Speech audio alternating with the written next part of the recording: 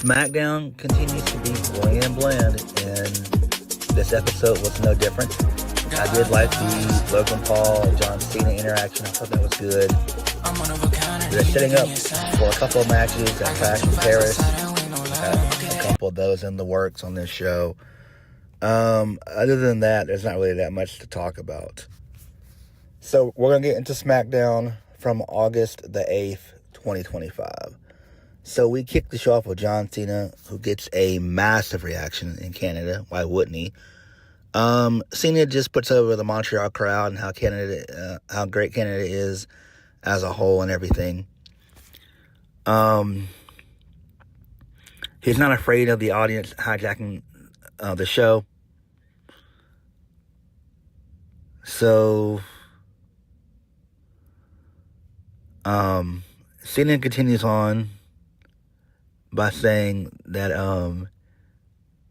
he's been performing over 2 decades. He shared a bunch of valuable moments in this ring. So Cena, he thanks the crowd. Cena says after the night, he's got 11 dates left. Cena's starting to understand that. As far as being afraid, every single day that goes by, every single time a day goes by, he gets more afraid. And the reason why he's afraid is because he doesn't want to be forgotten when he's gone. He wants to lead the remainder of his run and time in WWE with honesty and vulnerability.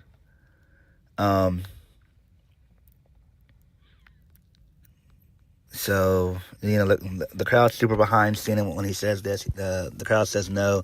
I mean, Cena knows that he's not going to be forgotten at all. He's modern day Hulk Hogan, basically. He truly is. Cena says that he still has fears on his mind. He's even afraid of Brock Lesnar. And then Cena says he doesn't know in what universe would he ever choose Brock Lesnar as his opponent, which is, kind of laughable. Like, come on, bro. Edge is not there anymore, so why wouldn't Brock, be Cena's basically final opponent? Like, come on. Again, I said last week in my Smackdown review that Cena's greatest rivals he's got 4 greatest rivals. Randy Orton, CM Punk, Brock Lesnar, and Batista. Those are his 4 greatest rivals. I think there's a number 5 in there, but I can't think of it right now. So he talked about what happened at SummerSlam and everything else.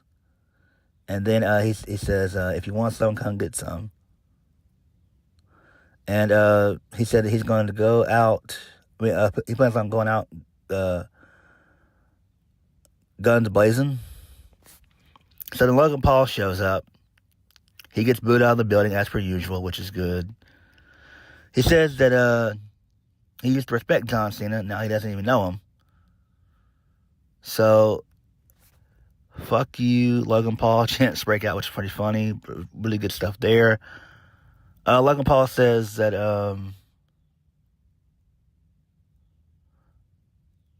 Logan Paul says that my bad. Logan Paul says that John Cena doesn't know who he is, and the people don't either. Logan Paul's been real since day one.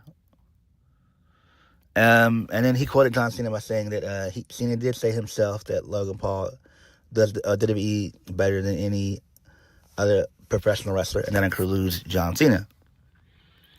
So, Cena then says that Logan Paul could be right about that. And then Cena calls Logan Paul a dumbass. He's the biggest dumbass he's ever seen in his life. So they continue to jaw jack back and forth.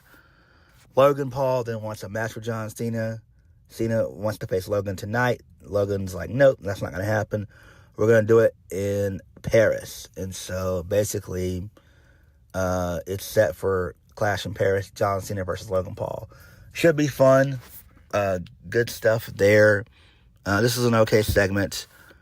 Then Drew McIntyre showed up, and him and Logan Paul, they beat up John Cena, and then Cody Rhodes came out and made the save.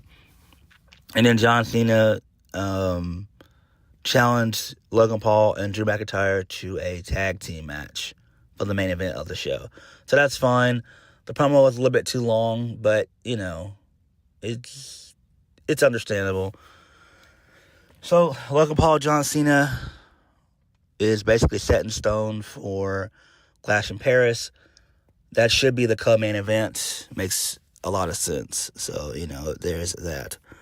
Moving on.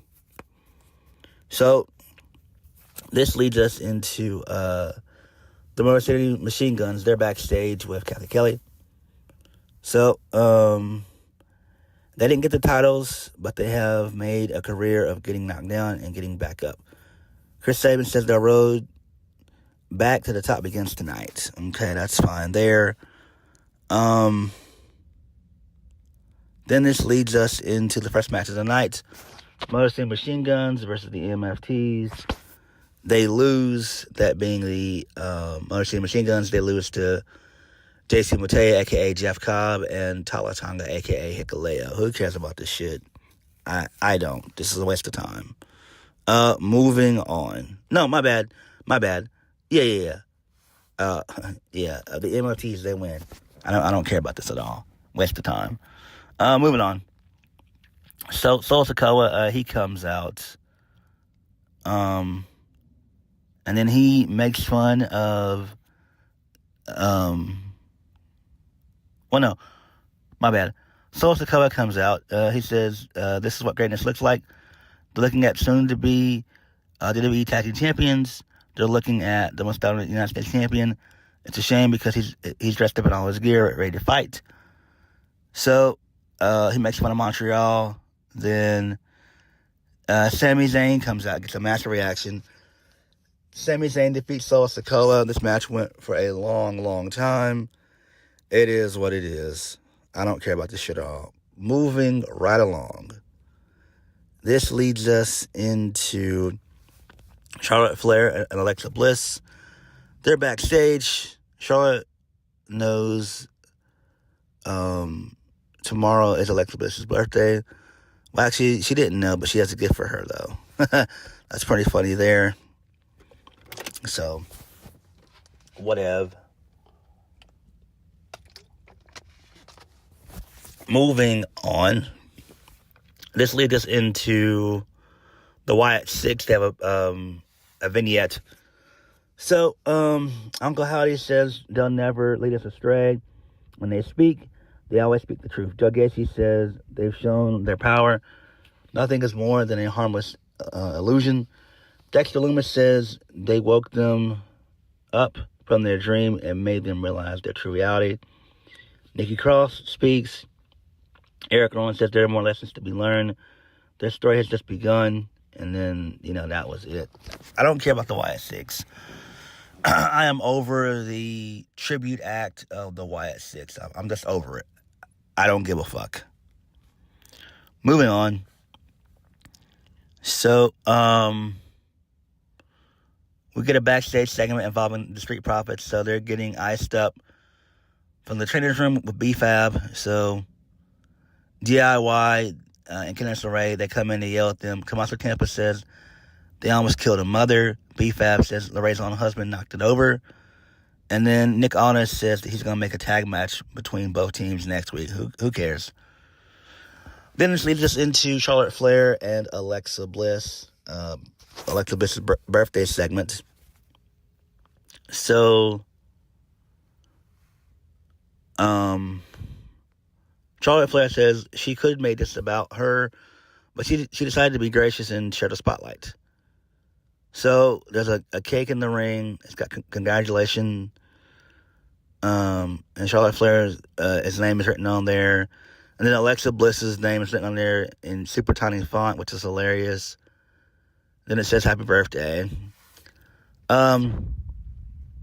Charlotte then shows a present. Alexa Bliss isn't sure and won't accept the gift. They go back and forth, pushing the gift toward each other. Charlotte Flair asks Alexa if she remembers what she got 4 years ago. And Charlotte Flair reveals a Lily doll, but she also reveals a "We're Not Friends" shirt. And then Charlotte then pulls out a doll of her own called Charlie. And it's a taller version of the Lily doll, which is hilarious. And Charlotte Flair says she needs something else from Alexa Bliss. This isn't enough. Charlotte Flair says, you may hug me. So Alexa Bliss, she looks around. She doesn't think it's necessary, which it's not. So,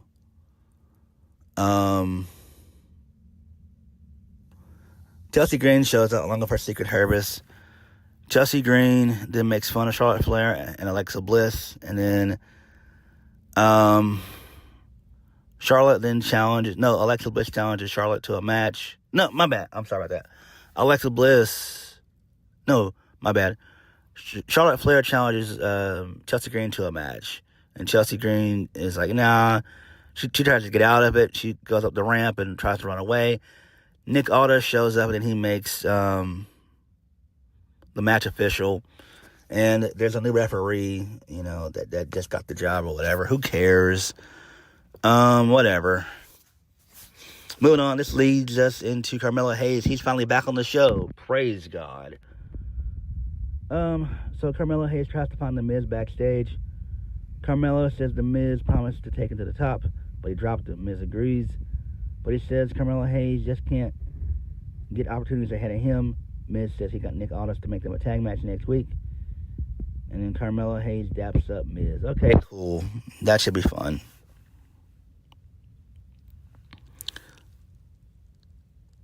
So, Miz then attempts to find Nick Aldis. And he walks up to him and asks what's it about. And Miz says he needs to talk to him in his office. Okay, that's fine. Whatever.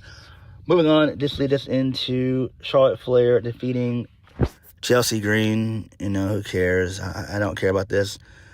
Chelsea Green falls into the cake. Whatever. I wasn't paying about this shit.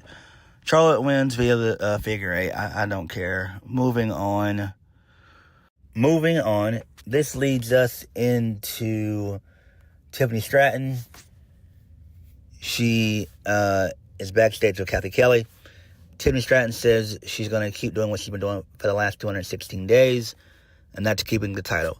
So Jade Cargill walks up and says the story will be different next time. Tiffany Stratton says the ending will be the same. So Kiana James and Julia, they show up. And basically, Kiana James wants to know if Jade wants the title. She can give her a call. And then James gives her business card. So Jade declines the offer, but they tell her to keep the card.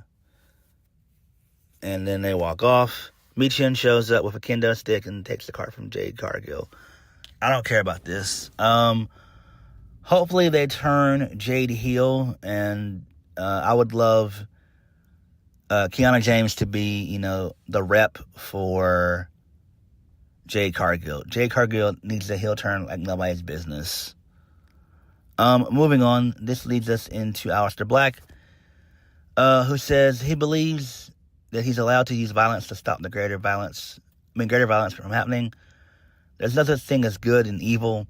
Aleister Black says he's an eye for an eye and a limb for a limb kind of guy. That's why he exacerbated the violence against Damien Priest. Priest is at home resting a hairline fracture in his jaw.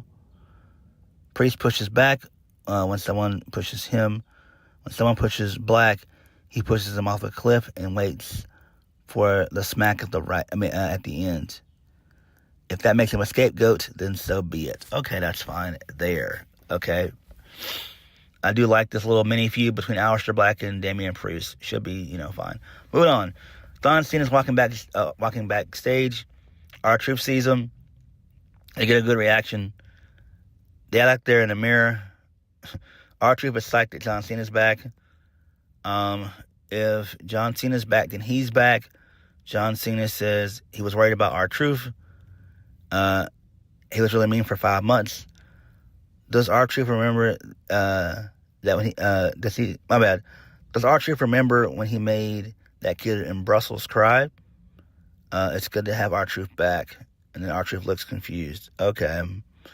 I guess this is fine, I guess. Main event of the evening, Drew McIntyre and Logan Paul versus John Cena and Cody Rhodes. It ends in a DQ. So Logan Paul basically low blows John Cena right in front of the referee. The match was pretty decent until that point.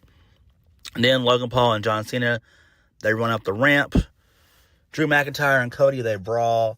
And then Drew, he Claymore kicks Cody through the announce table, which is awesome. And then that was it. So it seems like they are going to do Drew McIntyre and Cody at Clash in Paris, which is fine. So that makes sense. I do like this. But SmackDown, in my opinion, was pretty boring outside of the John Cena, Logan Paul face-to-face. Other than that, the rest of the show was dismissible. It really was. But what did you guys think? Like, comment, subscribe. Peace.